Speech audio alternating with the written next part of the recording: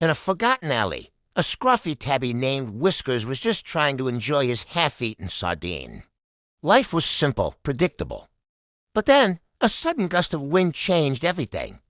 A crumpled piece of paper slapped right onto his face. He sniffed it, a curious twitch in his whiskers.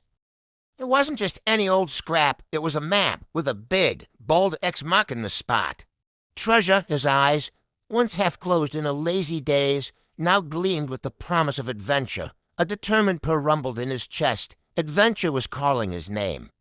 With the map clutched firmly between his teeth, he scrambled up a tall, wobbly wooden fence.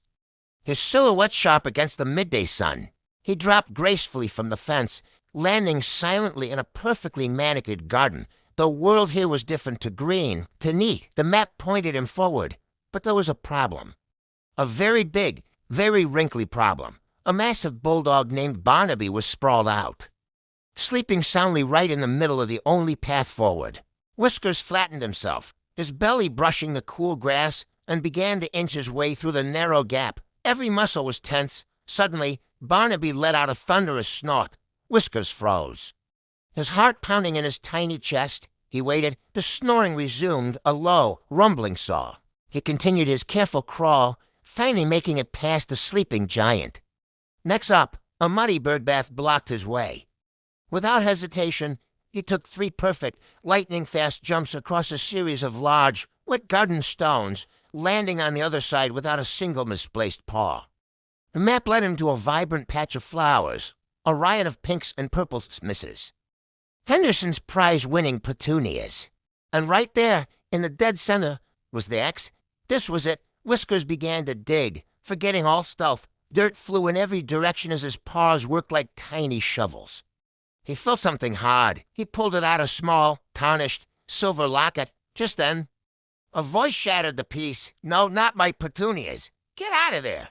Whiskers snatched the locket in his jaws as Mrs. Henderson appeared, waving a garden hose like a weapon. It was time to go. Whiskers sprinted, a blur of fur and determination.